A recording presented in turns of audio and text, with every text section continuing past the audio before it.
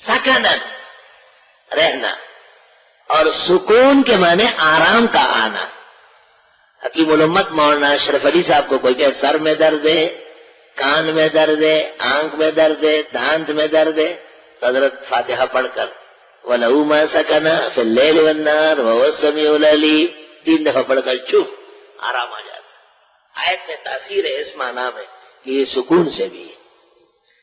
کچھ مخلوقات ایسی ہے جو رات کو آرام کرتی ہے، دن کو نکلتی ہے۔ کچھ مخالق ایسی ہے جو دن کو آرام کرتی ہے اور رات کو نکلتی ہے۔ وَهُوَ السَّمِيعُ الْعَلِيمُ، اللہ سننے جاننے والے ہیں۔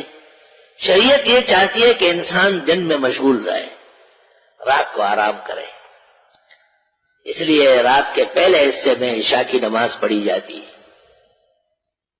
اور رات ختم ہونے کے بعد فجر فرض ہو جاتی ہے۔ پوری رات آرام کے لیے، آرام دن میں کام بھی کرو، 10 بکارے نمازیں بھی پڑھو، دل بیارے، زور اثر مغرب۔ اتنا بڑا دنیا دار نہیں بنانا ہے کہ آپ کو نماز کا ٹائم ہی نہ ہو، نہیں، 10 بکارے کام کاج جاری ہے، کارخانہ، فیکٹری، مزدوری، درس بیان، اور دل بیارے ابھی اذان ہو گئی، نماز کا ٹائم۔ اس کو نظام زندگی کہتے ہیں۔ یہ تعطل ہے کہ کوئی کام ہی نہیں ہے، یہ تعطل ہے کہ کام ہی کام ہے، سر سے عبادت ہی نہیں ہے۔ فتح الباری میں حافظ ابن حجر نے ایک جگہ لکھا ہے حضرت عمر کی خلافت کے بارے میں کہ حضرت عمر نے کچھ وزراء مقرر کرنے تھے تو 2 طبقے پیش کیے گئے، ایک خالص عبادت گزاروں کا اور دوسرا ایسے لوگوں کا جو کام کاج کے بھی ماہر تھے۔ تو حضرت عمر نے کہا کہ کام کاج کے ماہرین چاہیے، صرف ملائک نہیں چاہیے۔ مثلا ایک علاقے میں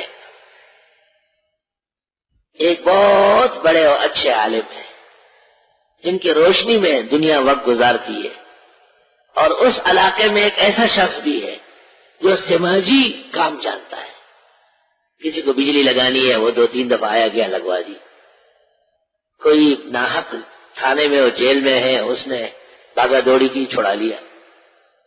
کسی کا مکان پھنسا ہوا تھا، دے دیا اس کو۔ کسی کی زمین قبضے ہو رہی تھی، روکوا لیا۔ ایسے لوگ بھی ہوتے ہیں، کام کاج دنیا میں بڑے ماہر ہوتے ہیں۔ تو قاعدہ یہ ہے کہ سیاست اور حکومت کے لیے یہ سماجی آدمی چاہیے، وہ فرشتہ نہیں چاہیے۔ فرشتوں سے اگر کام بنتا تو آدم علیہ السلام کی خلافت کا کیا معنی تھا؟ فرشتوں کو تو مسترد کر دیا۔ تو حاصل کلام کا یہ نکلا کہ جن لوگوں پر فرشتوں کی صفات غالب ہے وہ عبادات میں بڑے مگن ہوتے ہیں، دنیا کے کاموں سے واسطہ کم رکھتے ہیں۔ ٹھیک ہے، ایک کمال اللہ نے دیا ہے۔ جن لوگوں پر انبیاء کے خصال غالب ہوتے ہیں وہ عبادت جمع کام، لا الہ الا اللہ۔ آدم علیہ السلام انسان تھے اور پیغمبر تھے، اس لیے روئے زمین کے مسائل بھی جانتے تھے، اور وَعَلَّمَ آدَمَ الْأَسْمَاءَ كُلَّهَا وَلَهُ مَا سَكَنَ فِي اللَّيْلِ وَالنَّهَارِ، اللہ ہی کی ہے جو کچھ رہتی ہے رات اور دن کو، وہ السمیع العلیم، وہ سننے جاننے والا ہے۔ قل اغیر اللہ اتخذ ولیا، آپ فرمائیے اللہ کے سوا بنا لوں کسی کو کارساز۔ کہاں سے لاؤں سے؟ فاطر السماوات والارض، یا فاطر اگر فاطرہ ہے تو حال واقع ہے، تو یہ بھی قرات متواتر ہے، اور اگر فاطرے ہے تو پھر قل اغیر اللہ ہے، کیونکہ لفظ اللہ وہاں پر مجرور ہے اور وہی فاطر ہے، اس لیے فاطر السماوات والارض۔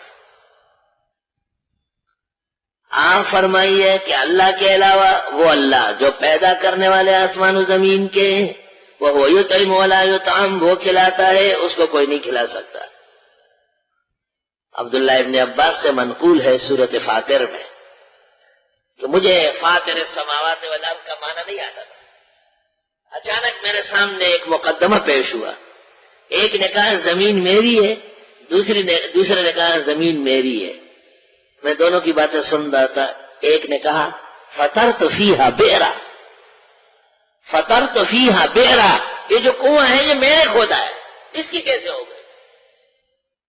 اس سے میں نے اندازہ لگایا کہ یہ تو تب ہوگا کہ سب سے پہلے تصرف اس نے کیا ہو. فطرت فیہا بئرا. قل آپ فرماؤ، قل شروع ہے نا، انی امرت، مجھے حکم دیا گیا، ان اکون اول من اسلم، کہ ہو جاؤ پہلا گردن نہاد، ولا تکونن من المشرکین، اور مت بنیے مشرکین میں سے.